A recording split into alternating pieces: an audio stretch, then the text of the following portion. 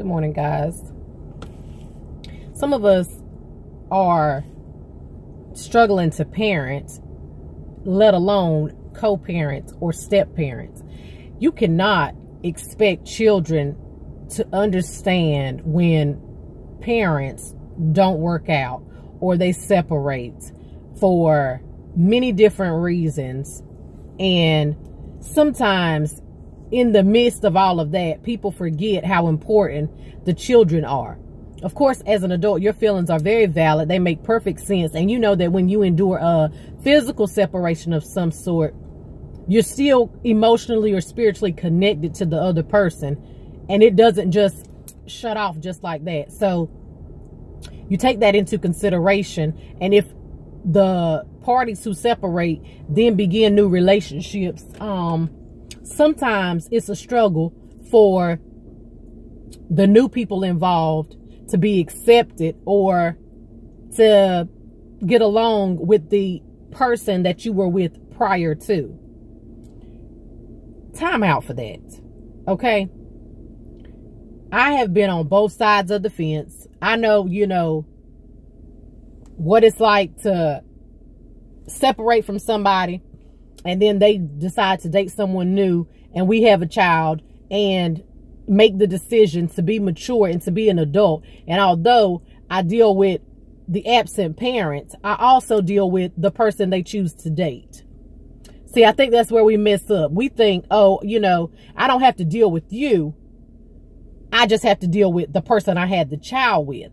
But you want your child to be able to go in the presence of the person who is now dating or married to the person you're no longer with. If that's the case, then out of respect, you know, show your children that y'all are adults and can respect one another, even if you don't want to be high-fiving and BFFs. That's cool. That's fine. But you still need to be able to get along. You need to be cordial. You need to be able to converse if necessary. And whenever any situation involves everybody, such as going to a game or, you know, an event for your child, that when every party is there, that everybody is cool. You don't have to sit with each other. You don't have to hold long conversations and hug every time y'all see one another. But you need to be able to converse, get along, and be able to support the child as needed. Sometimes people are thinking, you know, oh, it's just about me, or it's just about how I feel. That's selfish. That's self-centered, and that's incorrect. It can't be about you, because the center of everything is really the child when it comes to you and the other person. That's going to be your only connection. That's the only thing that keeps you two having to connect or talk or communicate or whatever the case is. And in some instances, people are so ready to be mad at the ex and, you know, okay, so I'm mad and I don't really want to deal with you. But then I'm even more mad that you have chosen to be with someone else, even though what we had wasn't working. You understand? See, and you know, don't take this the wrong way, because this isn't a reflection of what I'm experiencing myself, because I'm cool and I'm able to get along, you know, in our blended family, we all get along fine. You know, it's not like I'm having any issues in that department, but I have been in a place where I know what that's like. Okay. And so I also know what it's like to be the person who is feeling some type of way. Because I did experience this at one point, that I was feeling kind of, you know, okay, don't have her around my baby. Y'all, how stupid is that? Only if the person is of bad influence, is negative, and cannot be what they should be as a step parent or as a mate to your, you know, ex, should they not be around your child if they are dangerous in some way. But, you know, most parents don't tolerate such. So if I trust you as a parent to take my child with you, then pretty much, you know, there's no reason for me to restrict you from not being able to have other people around my child. And I say other people, but I'm really referring to another person, because you need to be wise enough to know not to be out and about talking to all these different people and then trying to introduce them to your child, which I think is unhealthy. So, you know, but you need to know how people are going to interact with your child, especially if you're thinking long-term commitment and you want that thing to work. So you want to be good as a partner and a co-parent. You want to get along. You want to communicate. And if you can't communicate and your children are of age to hold the conversations, you could pretty much let them do that. If you don't want to be the one on the phone talking to your ex or whatever the case is, in some cases they weren't an ex, they were just somebody you dealt with and it was a situation, then, you know, you don't have to constantly get on the phone and go back and forth with the person. But we spend too much time focused on all the wrong things. If it doesn't work with you and someone else, why does it matter that they move on? Why do you want to keep your child from having a healthy relationship with someone else? It's just a bonus. You know, if you have a good step parent, that's a bonus. You know what I'm saying? It's not like you're in competition or that somebody is trying to say, okay, well, that's not your dad or that's not your mom. The child already knows that's not their biological parent. They don't need anybody to reiterate that. And they definitely don't need some sour parents to be hating and saying those words because it's not necessary. They are well aware that this is not my biological parent. However, as a bonus, God has blessed you with an additional parent who can help and be there and, you know, do whatever it is that parents do.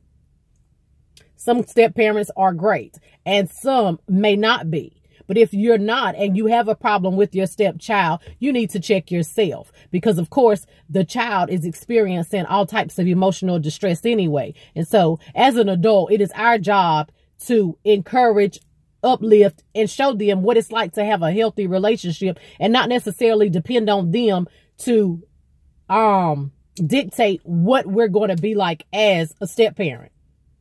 You understand what I'm saying? Don't think, oh, well, they act like they don't like me. So, okay, no, I don't have time for that child. Hello, people. They love their parents and most children want their parents to work out. So then you have to be patient. And this is about self-evaluating because sometimes we don't want to check our own selves when we're doing something that's incorrect or foul. You need to check yourself because it's time out for that. And you need to understand that the children are very important and need to witness healthy relationships. I know sometimes the pill is hard to swallow. Sometimes you're not really in the mood to move on and let it go. Or, you know, you're thinking, oh my gosh, I spent 5 years in that relationship and he's just going to leave me and go be with someone else and be with her children. And okay, he can still be present in your child's life as long as you allow it. But you can't be bitter and angry about what didn't work because why do you want to have a relationship that is not healthy, that does not work, that does not show love, appreciation, or respect, and be bitter because someone else is going to be able to work out with the individual? So what? There is someone waiting for you. There is someone that you could have too, but you first have to rid yourself of all the things that you got going on that are hindering you from meeting that individual. That's real.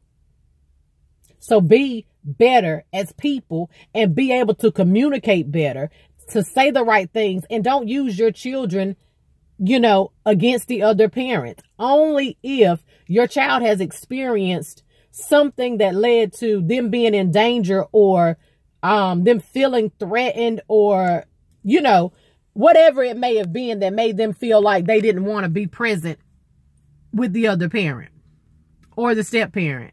That's the only time you need to say, okay, well, my child cannot, you know, spend time around this person or that person. That's it. Otherwise, put your feelings to the side. Pray and ask God to help you with the feelings you have. Forgive and be able to hold a conversation. Let go of that. Everything doesn't work all the time in your favor, unfortunately, but it's the truth. Being bitter is not a good look. You got to stop. You got to let it go. Okay? Do what you do best. That's being you. I pray you all have a great week. Be encouraged. I'll see you Thursday night live at 7 o'clock.